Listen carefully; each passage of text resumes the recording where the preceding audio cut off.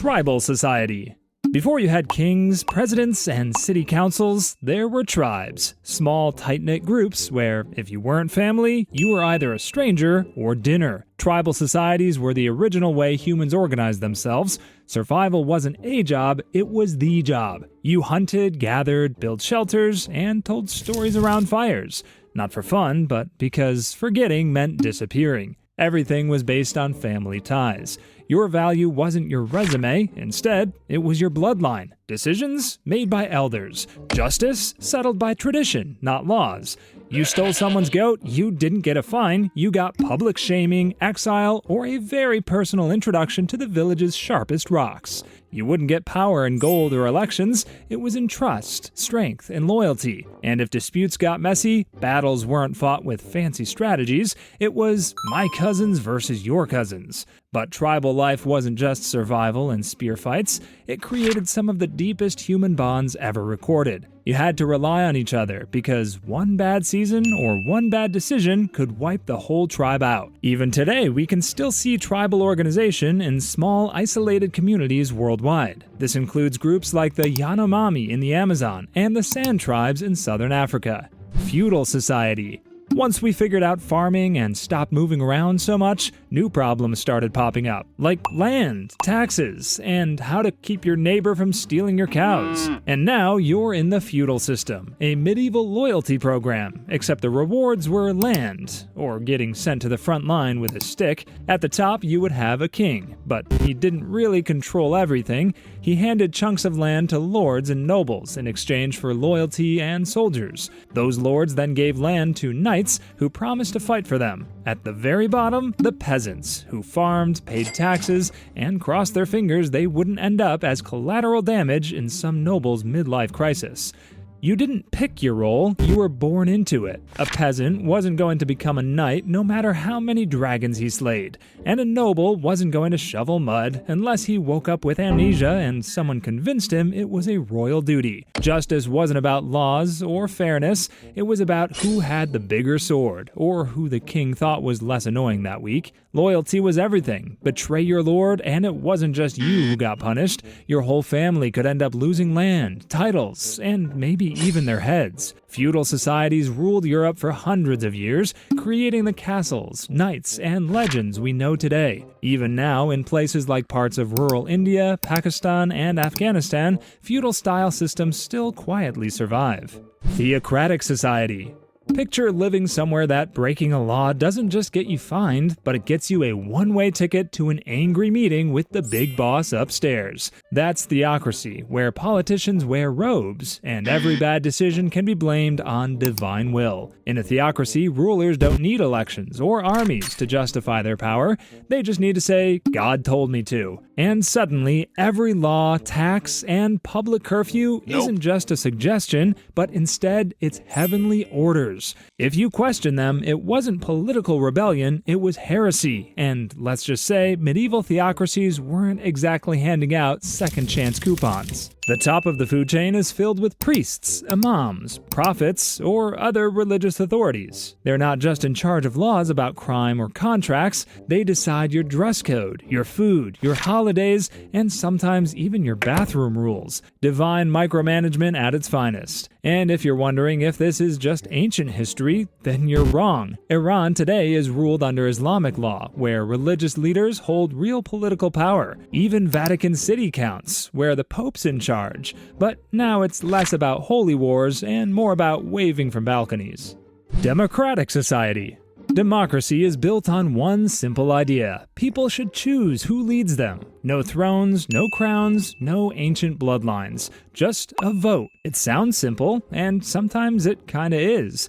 Until you realize giving everyone a voice can turn every election into a shouting match. In a democracy, leaders don't just show up and declare themselves in charge, they have to ask, campaign, argue, promise free stuff, smile like it's not exhausting, and hope the crowd picks you over the other guy. Everyone gets a voice, even if it sometimes feels like arguing with a brick wall that's also yelling back. The basic idea is simple. The majority rules. You vote who writes the laws, who enforces them, and when they mess up, you vote them out, or at least you try.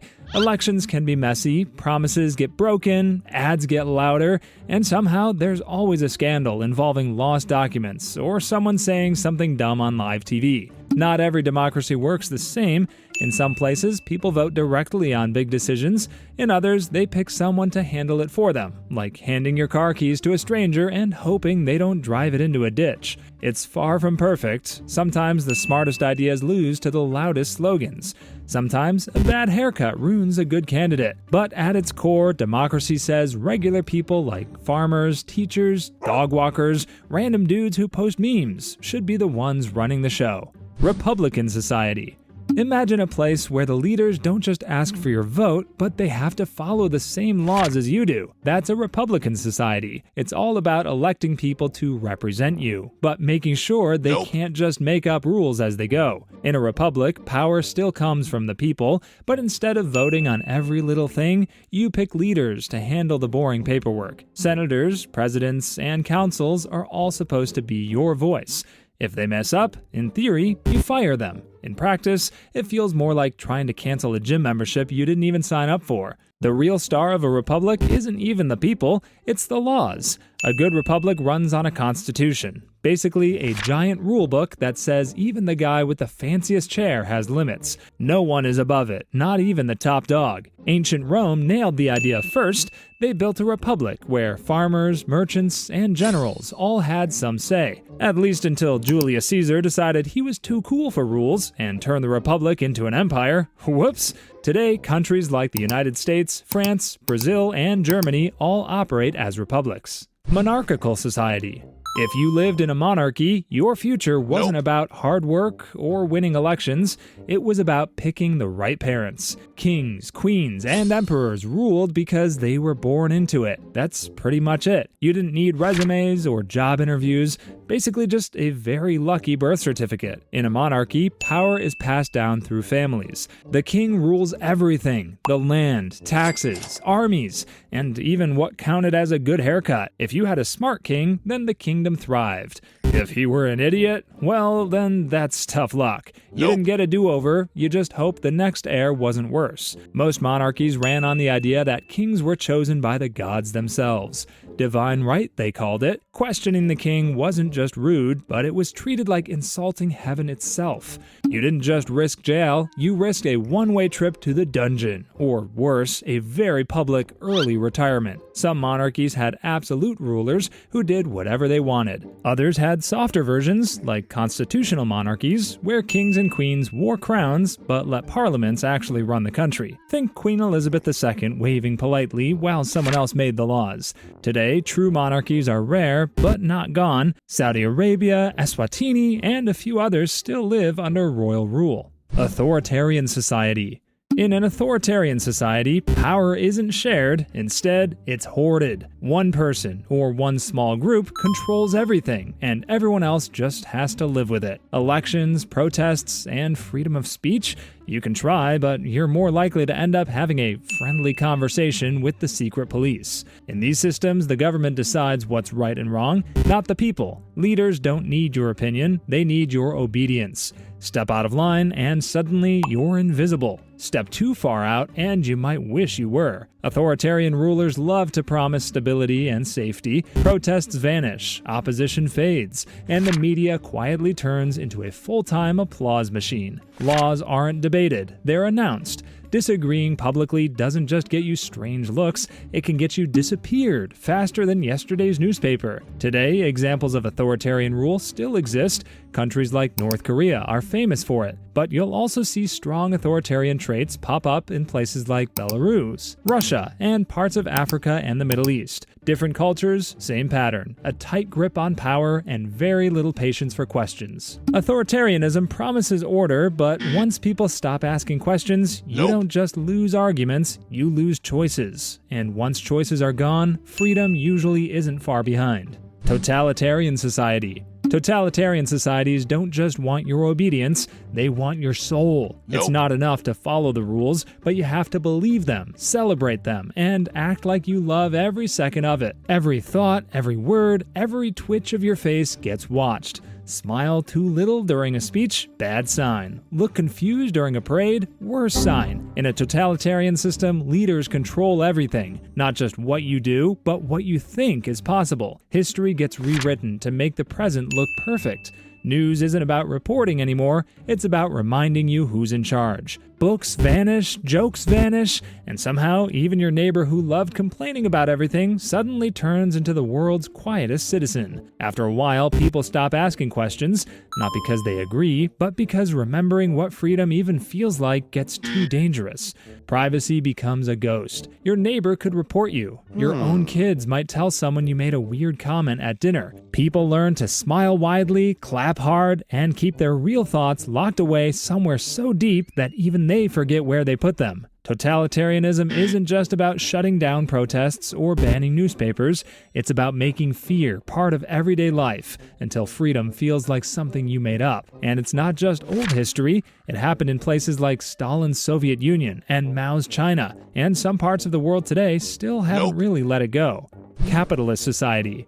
Capitalism sounds very simple. You work, you earn, you spend. Money decides everything. It decides what you eat, where you live, and how good your dentist is. In a capitalist society, success isn't handed out, but instead you have to chase it, trip over it, and hope you don't lose it when the bills show up. Here, the market rules. You can start a business selling socks with shark faces on them. If people like it, you're rich. If not, well, better luck next startup.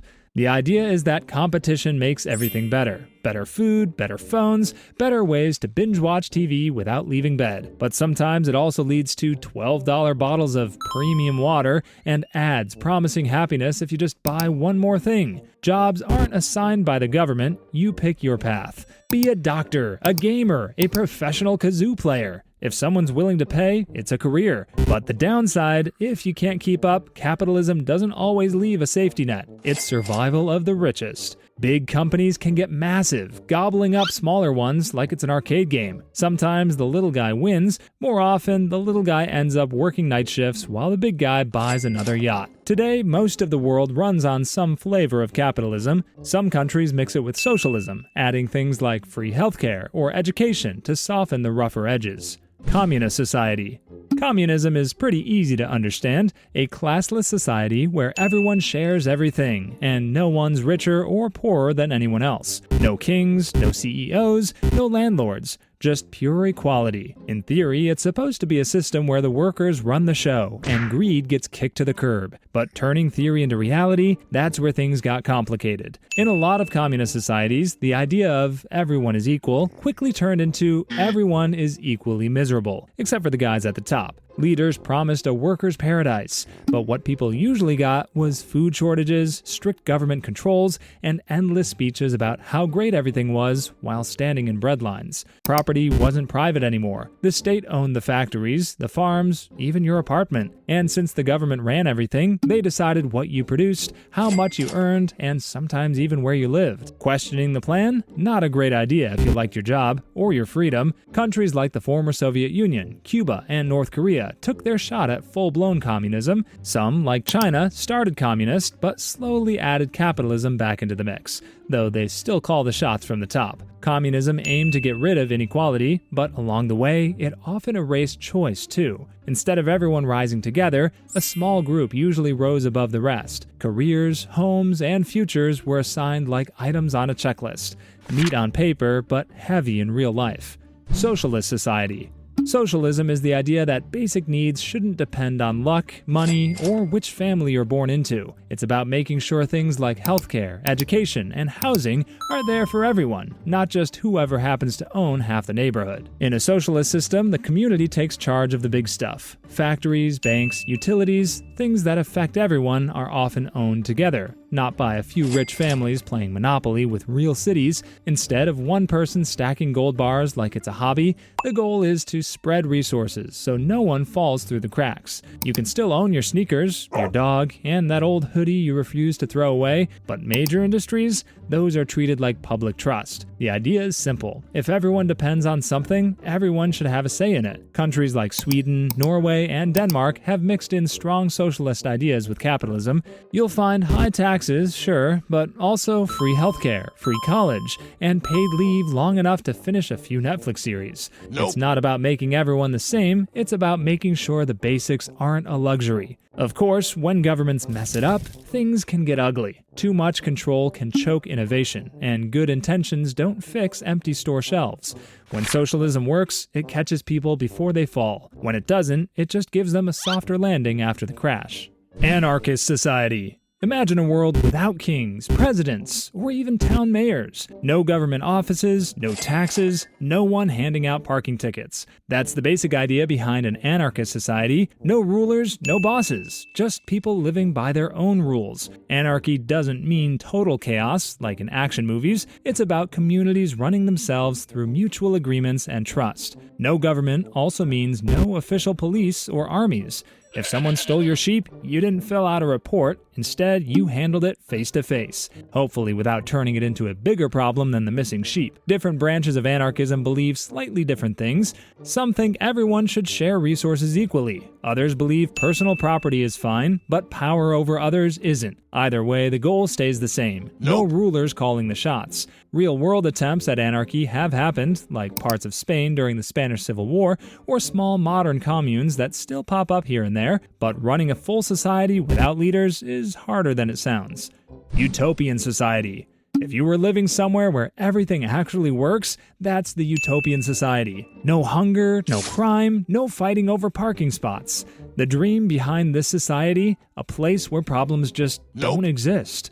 In theory, utopias are built to fix everything humans usually mess up. Fair rules, shared resources, peaceful communities where nobody gets left behind. No kings hoarding gold, no landlords hiking rents, and definitely no 10-page bills for a hospital visit. The idea has been around forever. Ancient philosophers sketched it out. Writers gave it names. Revolutionaries promised it. Everyone had their own version of perfect.